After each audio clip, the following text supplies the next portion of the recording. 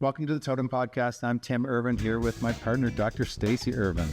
We are super excited that you decided to join us. We're coming to you from a live gym at Totum Life Science. Tim and I have worked in this industry for over 30 years, meaning that we have tons of great things to share with you.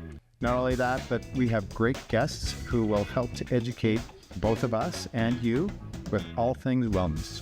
Thanks so much for tuning in.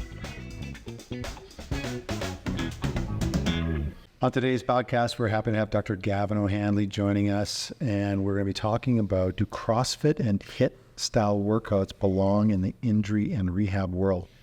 And Gavin, you've been at Totum for a number of years now, and obviously you're a doctor of chiro, you've got honors in kinesiology, you have sports science and human performance advanced certificate, as well as nutrition, concussion, athletic development certificates. You're a competitive CrossFit athlete and have done competitive Olympic lifting events. What haven't you done, by the way? Yeah, I know.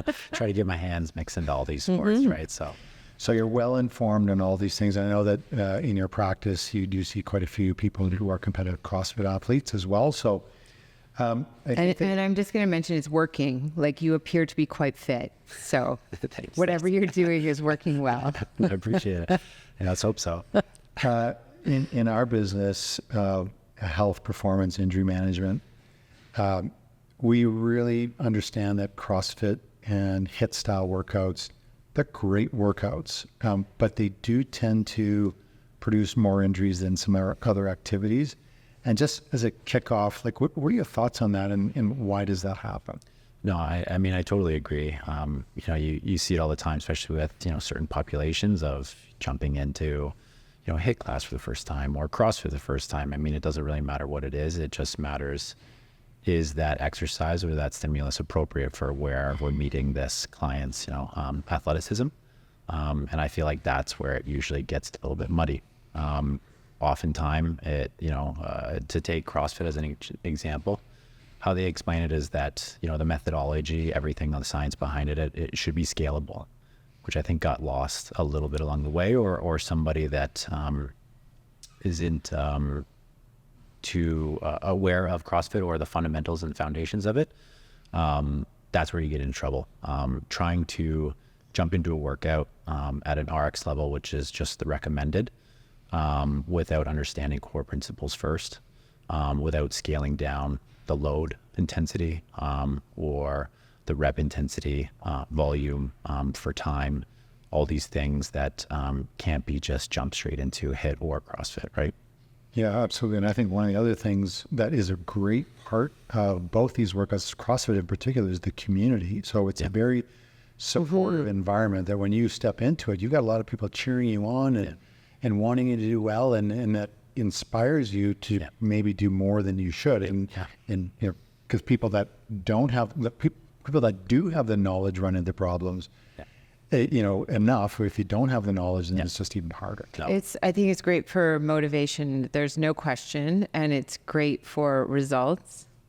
I have a bit of a story about this. So many years ago, a big chain came to Toronto, and it was Mother's Day, and Tim said, "What do you want to do for Mother's Day?" And I said, "I want to go to this place, and I want to do a workout." Mm-hmm.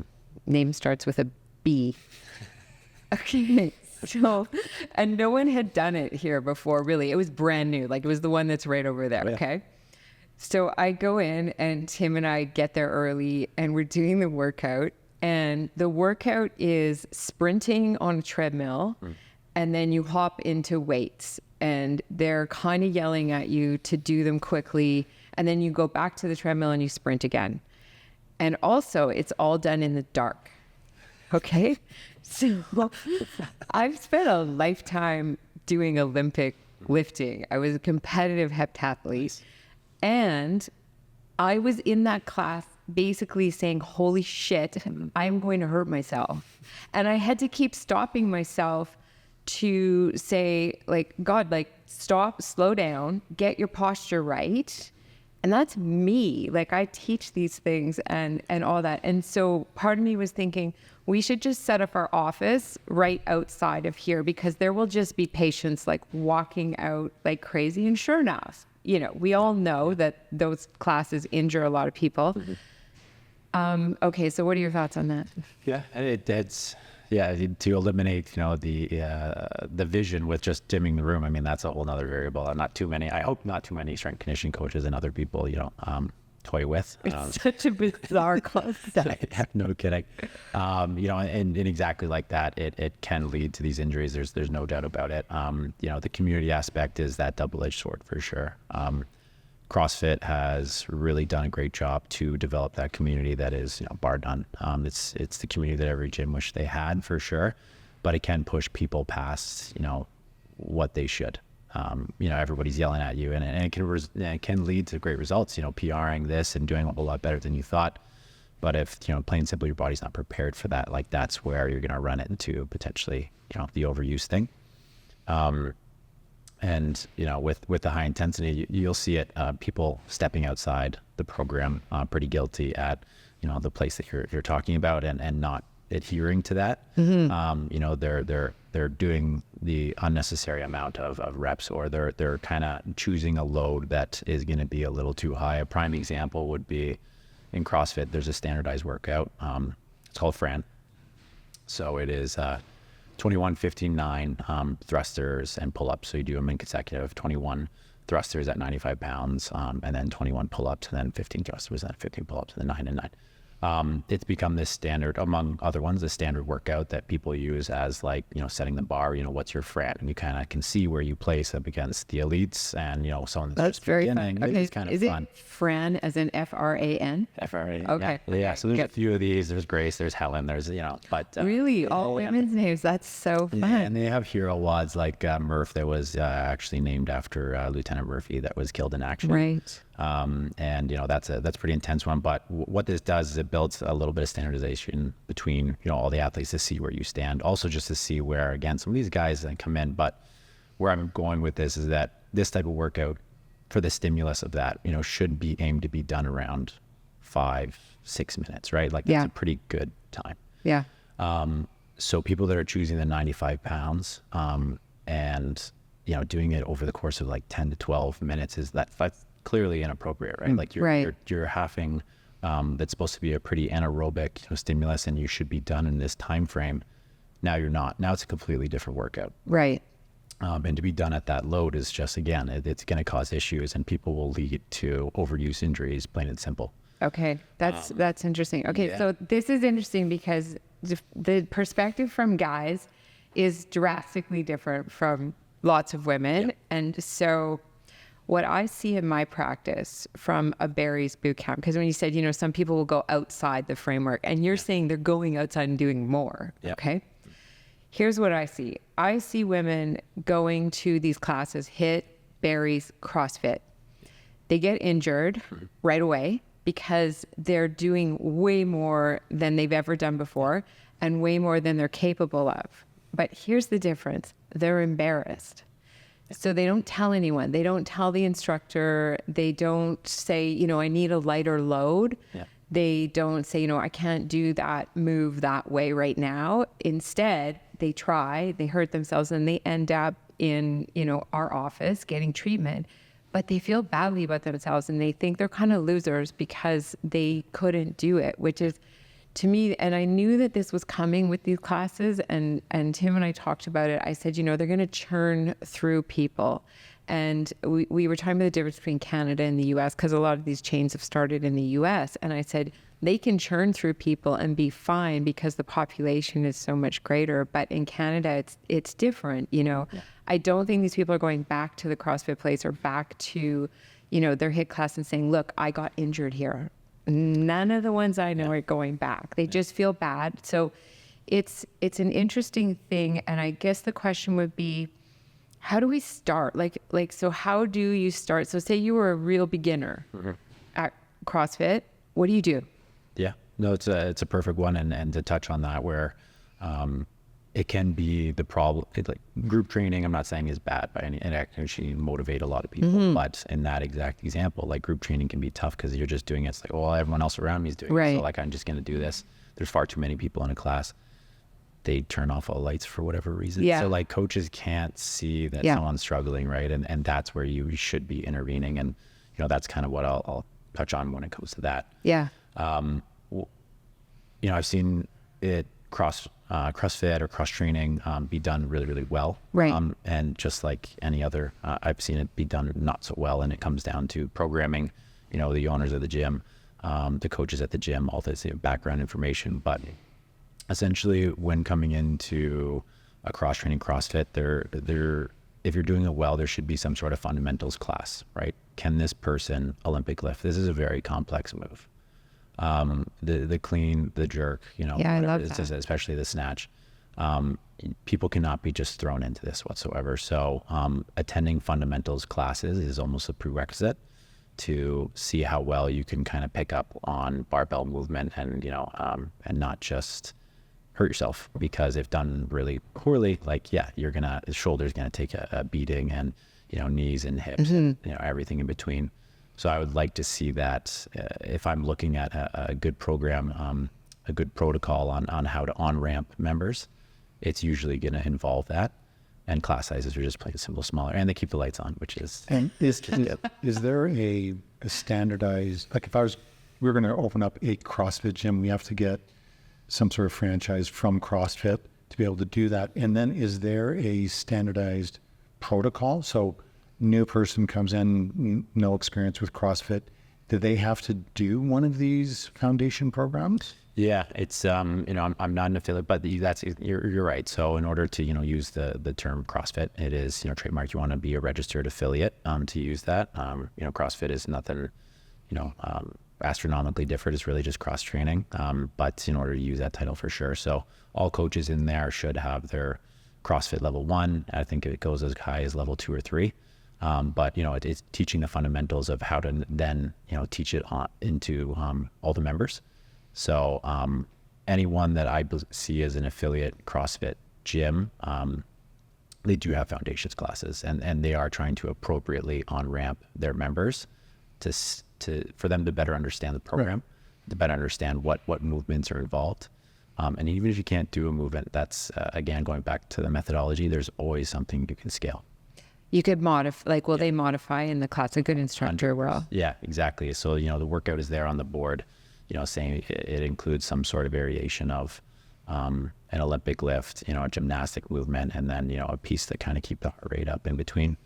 So, you know, if the movement was a toes bar kind of piece, then, you know, they might just have in a scaled option of, if you can't achieve that, you're going to do knees to elbows or just high knees or something like that, because you're trying to still keep the same volume of that workout.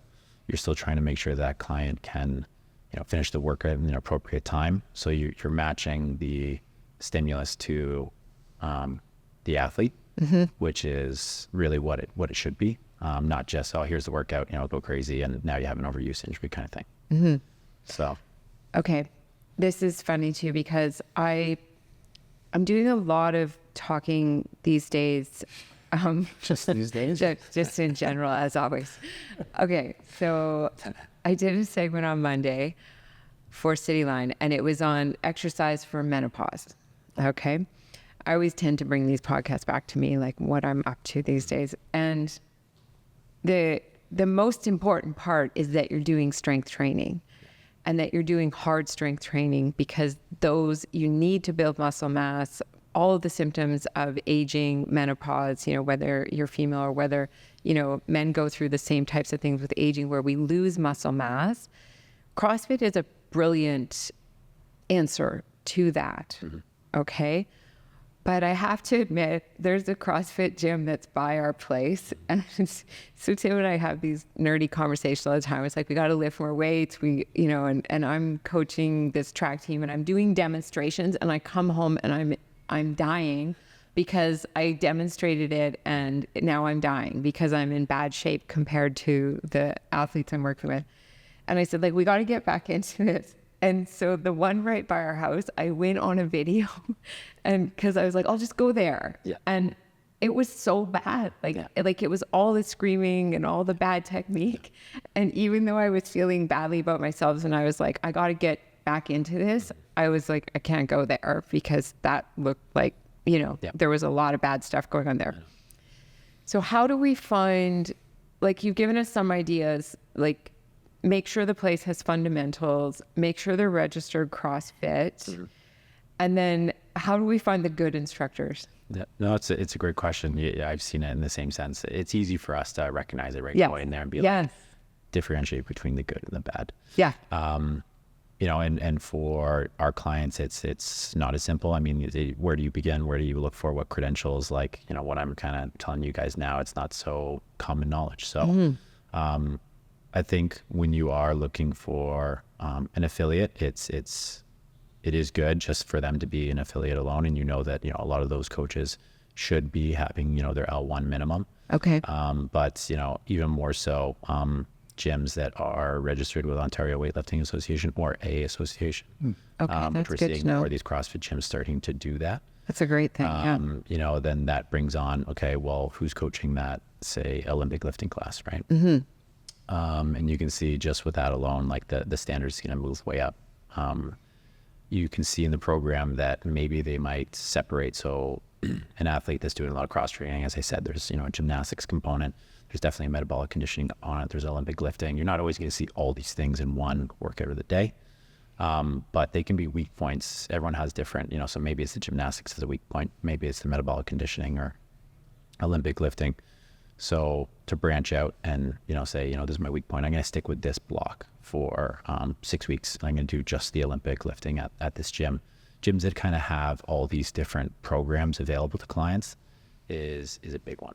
Okay, that's you can see that they are breaking down each piece of the cross training and enabling clients to say, really improve on just this lift. That's very smart. Interesting. Yeah, that's great to know. Get a lot better. I didn't know that was a thing. So that's good. It's not a thing at all. Right. But it is definitely something to look for because, for me, the Olympic lifts they're very complex. Yes. And, for me and looking at what some of, the CrossFit Games athletes are able to do, which is really impressive at certain intensities, like the weight is high.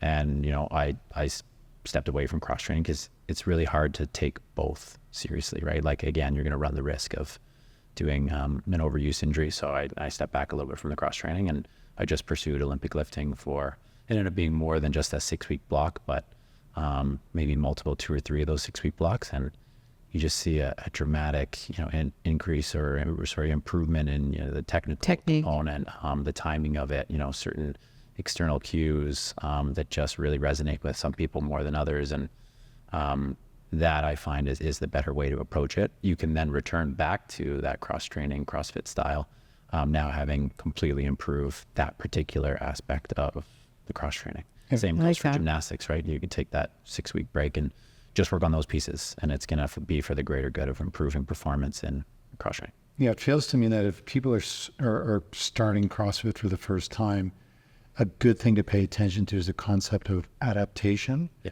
Just like if you're going to do a half marathon or a marathon, you don't start running at your half marathon. Like you start shorter distances and work up to longer distances. It's the same thing with this, where you'd go in to CrossFit and maybe, the workout for that day is 5 rounds, but you do 2 rounds with a break. You do the first one with a group, you take the second one off and go do something on your own, and then do a second one when they're doing their third, and then you don't do the last 2, and you do that for the first week to 2 weeks, and say for a 6 to 8 week period of time, you're going to do some version of that, and then you're going to add another round in so that you're slowly but surely allowing your body to adapt. And the example that I give is elite distance runners, when they're finished their competitive season, which typically is outdoor at the end of summer, they might take a week off, and what that means is they just go for like easy jogs, and then they start base training. So they're just building volume, even though they just finished this competitive season. Now they're building volume, even though they're unbelievable at what they're doing already. So it just helps to give people a sense of, I just can't jump into this and, work out as hard as everybody that's in the class right now. Yeah. And it's a great way to frame it too. It's, everything that they're going to have in common is, and even with our job is, rehab specialists is, they follow the rules of strength and conditioning, progressive overload. Like, do not, try to peak that too soon. And it's slow adaptations, as you said, Tim, like over time. Programming and volume and all those variables of, micromanaging a program should be closely watched. And you can really, if you're lucky enough to like catch it early and see, program error, you can avoid a lot of injuries. And to circle back with the CrossFit and, does CrossFit cause a lot of those? Is like, it is kind of just guiding clients through programming. Like, it's a big chunk of it, right? And it's what we see and do every day, making sure that everything is appropriate, really. We hope you liked this episode, and if you did, please subscribe and share it with your family and friends. We would love to hear from you. Follow us on social media. You could send us a DM or even come visit us in real life at Totum on King West. See you soon.